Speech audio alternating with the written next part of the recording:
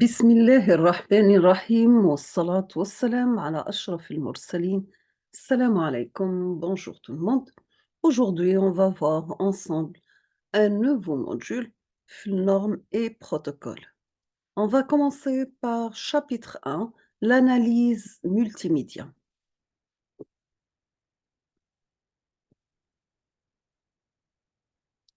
Comme toujours, on commence par l'introduction.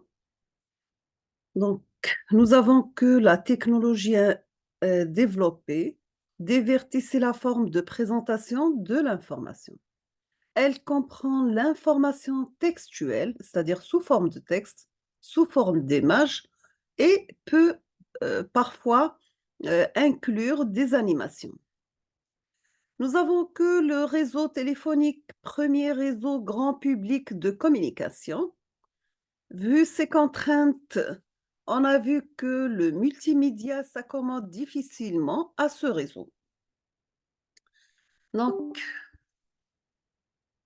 il préfère le réseau de transmission de données, le réseau Internet, d'accord? Donc, à travers le réseau téléphonique, on ne peut pas partager des informations qui incluent des animations ou bien des contenus multimédia.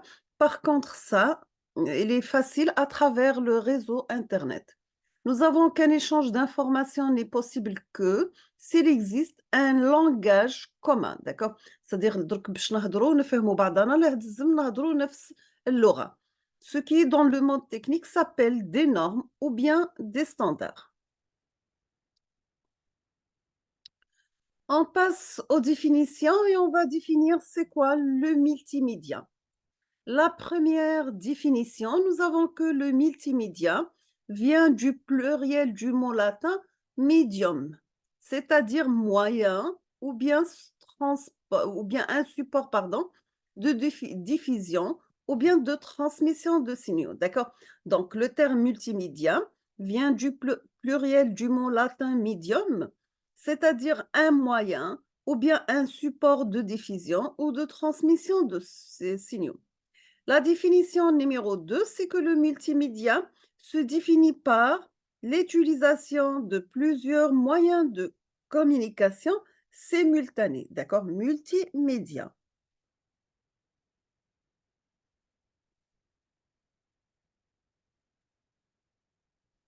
Nous avons depuis la fin des années 2000, on utilise le mot multimédia pour désigner toute application utilisant ou bien servant à travailler sur au moins un média spécifique tel que les messages écrits, des messages sonores ou bien visuels. Il s'agit donc de l'interface de nos sensations, que sont soit les sons qui se composent de bruit, musique, paroles, langage, etc., perçus grâce à l'OE. Donc l'image qui se compose de formes, de couleurs, de mouvements, perçus grâce à la vue. Pour communiquer, l'homme utilise ses sens. Il est donc par définition multimédia. Et on peut se demander alors quand les 5 sens, l'odorat, le toucher et le goût. Nous avons une troisième définition que aujourd'hui le multimédia est défini par l'ensemble des moyens de communication qui utilisent les machines informatiques pour communiquer avec l'homme. Les dernières définitions approuvées définissent le multimédia comme l'industrie du contenu numérique, c'est-à-dire digital content en anglais. Nous avons une quatrième définition, c'est qu'un signal multimédia se caractérise par l'intégration d'au moins 2 signaux parmi le texte, les graphiques, les images, le son et les séquences vidéo. Ce sens s'étend lentement pour inclure la notion d'interactivité. On pourrait donc définir un document multimédia comme suit. Un document multimédia, tout simplement, c'est un document interactif qui comprend au moins 2 signaux de type différents. Maintenant, c'est quoi le mot interactivité? C'est que les documents écrits tels que nous les connaissons se présentent sous une forme linéaire. Vous avez que le lecteur les parcourt dans un ordre unique et préétabli. Maintenant, d'un point de vue informatique, un produit multimédia fait appel à deux techniques voisines. Nous avons l'hypertexte et l'hypermédia, donc non séquentielle, car elle offre plusieurs moyens de parcours d'information. Donc, vous voyez, Gadine Darjouf, les définitions une par une. Nous avons que le terme maintenant hypertexte fut proposé en 1965 par Ted Nelson pour décrire des documents traduisant la structure non linéaire des idées s'appliquant à une bibliothèque de fichiers. Vous avez que la technique hypertexte consiste à chaîner ensemble les fichiers par un tissu de relations non séquentielles. Ces liens permettent ainsi à l'utilisateur de naviguer parmi des sujets variés sans tenir compte de l'ordre dans lequel ils sont rangés.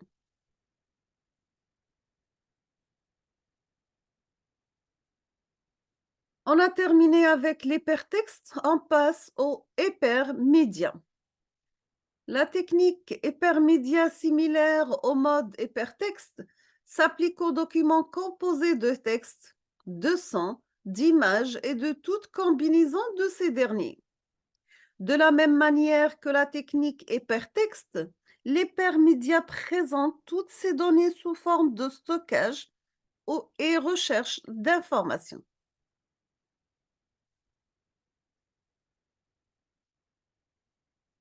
D'où on obtient la définition numéro 6. Donc un document hypertexte et hypermédia, pardon, c'est un document multimédia structuré de manière non séquentielle.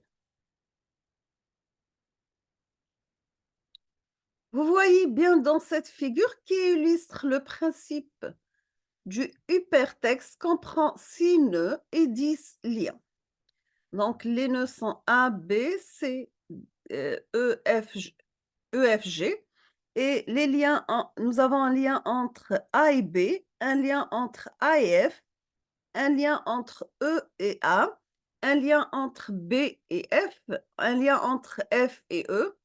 Nous avons aussi un autre lien entre B et C, entre C et G, entre G et C, et entre F et C, et entre F et G. Donc, si on va calculer le total, on va avoir 10 liens.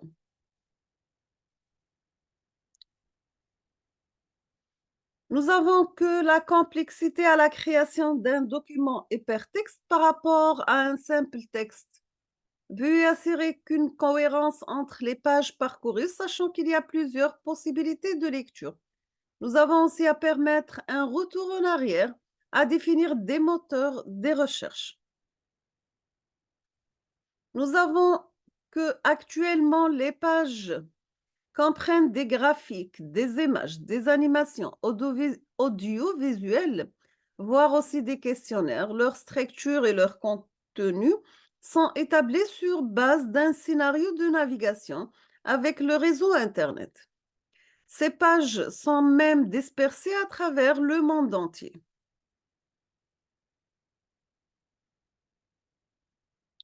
Donc, pour en arriver là, il fallut fixer des formats, établir des règles de dialogue entre machines, résoudre les questions de communication à travers les réseaux de télécommunication. Nous avons aussi l'établissement de ces règles.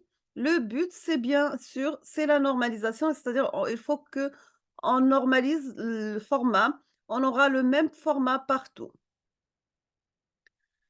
C'est quoi la normalisation ou bien ce qu'on appelle la standardisation? C'est un rôle essentiel dans le développement de produits. Elle s'applique aussi bien au format du papier qu'au matériel, logiciel, couleur, interface et même à la qualité de la production. Donc, si on va définir la normalisation d'une autre façon, pardon, on obtient que la normalisation, c'est un process politique, économique et technologique qui consiste à établir un ensemble de règles. Maintenant, on va définir le mot norme. Pour les normes sont des accords documentés contenant des spécifications techniques ou autres des critères précis destinés à être utilisés systématiquement en tant que règles, lignes directrices ou définitions de caractéristiques pour assurer que des matériaux produits, process et services sont aptés à leur emploi.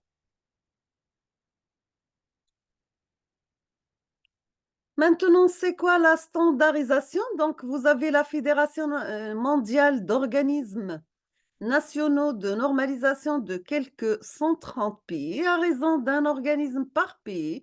Elle a pour mission de favoriser le développement de la normalisation et des activités connexes dans le monde, bien sûr, en vue de faciliter entre les nations les échanges de biens et de services et de développer la coopération dans les domaines intellectuels, scientifiques, techniques et économiques.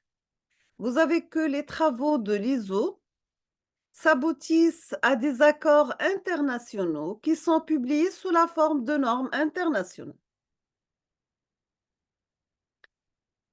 Donc, on distingue les standards de facto imposés par un constructeur et les standards officiels qui, eux, résultent d'un consensus. Pour les standards de facto, les avantages, c'est qu'ils sont conçus rapidement, solution optimale, possibilité de tailler un standard sur mesure en fonction d'une application. L'inconvénient, c'est la possibilité d'erreurs plus grande, le manque de clarté, le manque de compétition en raison des droits de propriété, la diversité des solutions pour un même type d'application. Maintenant, si on va passer aux standards officiels, les avantages, c'est développement par un large panel d'experts, spécification complète et non ambiguë, contrôle du standard confié à un organisme plutôt qu'une entreprise, la possibilité de certification accrue. On passe aux inconvénients. Donc, vous avez un long temps de développement de 3 à 5 ans, compromis technique, généricité qui ne peut pas être adaptée à une application précise, la complexité élevée. Et nous avons aussi le conflit entre intervenants.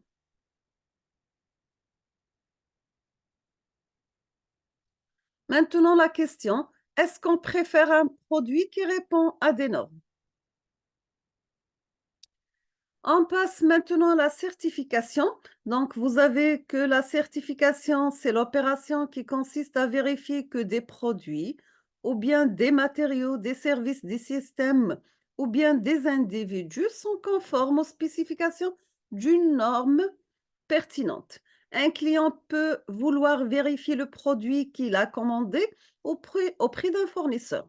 L'une des procédures les plus efficaces est de s'appuyer sur les spécifications du produit lorsqu'elles sont définies dans une norme internationale. Nous avons que la plupart des normes actuelles prévoient un chapitre spécifiquement lié à la certification. Donc, le fournisseur comme le client, du fait qu'il utilise les mêmes références, sont en mesure de se protéger mutuellement. Aujourd'hui, le nombre de produits nécessite des essais de conformité à des spécifications ou à des règlements de sécurité avant d'être commercialisés, bien sûr. Maintenant, quels sont les organismes de normalisation? Nous avons que les organismes de normalisation ont été créés avec mission de définir des standards pour permettre l'intégration d'éléments provenant de fournisseurs distincts, mais aussi d'établir une concurrence qui est plus saine. On passe maintenant au secteur de télécommunications et on va commencer par l'International Telecommunication Union. C'est une agence spéciale des Nations Unies. Toute décision engage les gouvernements des pays membres à s'y plier. On trouve aussi l'European Telecommunication Standard Institute. C'est un organisme européen créé en 1989 pour contrebalancer l'influence du groupe de normalisation américain, le ANSI. Nous avons que l'ETU a développé une série de recommandations appelées série V, décrivant la connexion d'un modem à un réseau téléphonique. Le ETSI a développé entre autres l'EuroRNIS et la norme GSM. Nous avons pour des domaines plus récents et plus complexes comme le multimédia, la situation est plus confuse dans la mesure où les acteurs sont plus nombreux. Maintenant, dans le domaine informatique, nous avons l'Institute of Electrical and Electronic Engineering, développé par Ethernet, le I3E. Vous avez aussi l'International Organisation pour la standardisation ISO, norme IMPEG. Quels sont les groupes de normalisation nationaux, pardon? On trouve ISO, International Organization for Standardization, le IEC, Commission électronique internationale, le ITU, Union International des télécommunications, Commission internationale de l'éclairage, CIE, le IAU, International Astronomical Union, le IFIP, International Federation for Information Processing, le IPA, International Pre-Press Association.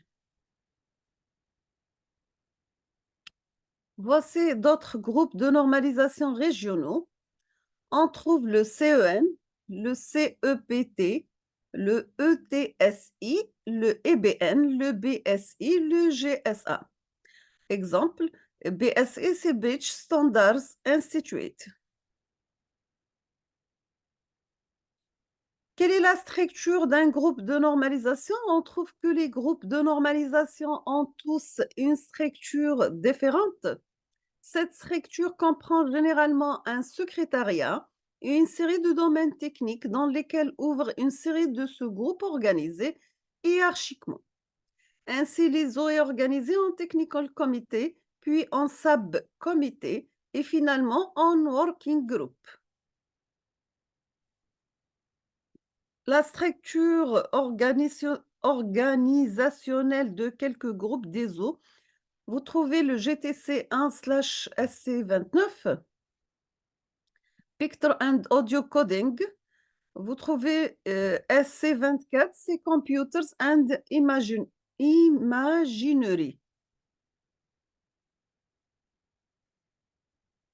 Quelles sont les phases du développement d'une norme? Vous avez qu'une norme en cours de développement de l'ISO passe successivement par les étapes suivantes. Vous avez le Working Draft, Comité Draft, rédaction d'un projet de norme appelé CD, Draft International Standard. Une fois le projet validé, il est appelé 10.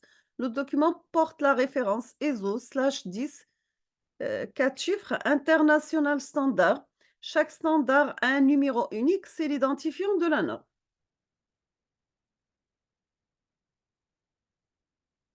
On va voir des exemples de normes. Vous avez le format A4 papier est une norme ISO. La série V de ITU définit le mode de connexion d'un modem au réseau téléphonique V90. Les familles H32X définissent des normes de visioconférence, les langages HTML, XML et les numéros ISBN. Vous avez aussi la numérotation des comptes bancaires pour faciliter les paiements transfrontaliers. L'ISO a défini la norme ISO 13616 International Bank Account Number, l'EBN, pour l'uniformisation du numéro de compte bancaire.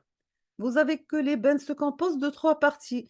Premièrement, vous avez le code ISO du pays où le compte est tenu de lettres, d'un chiffre de contrôle de chiffres, de l'actuel numéro de compte national. Par exemple, vous avez comme pays Belgique, France et Pays-Bas, le numéro de compte et l'EBN.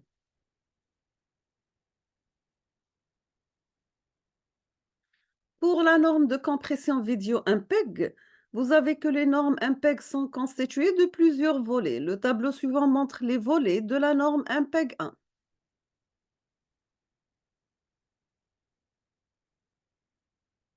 Donc la partie الأولى هي système, 2 vidéo, 3e c'est l'audio, le 4 conference et testing, 5 c'est software simulation. La norme de qualité ISO 9000. Les normes de qualité ISO 9000 constituent une référence incontestable en matière de qualité. Le tableau suivant résume le contenu de différentes parties de la norme 9000, pardon. Donc, vous avez les normes et lignes directrices et l'objet.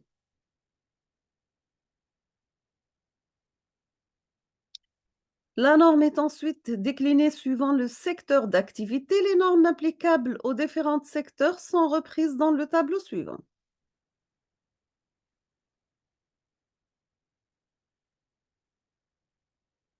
Nous sommes arrivés à la fin de cette vidéo. Je vous remercie infiniment pour votre attention et à la prochaine vidéo, Inch'Allah. Merci.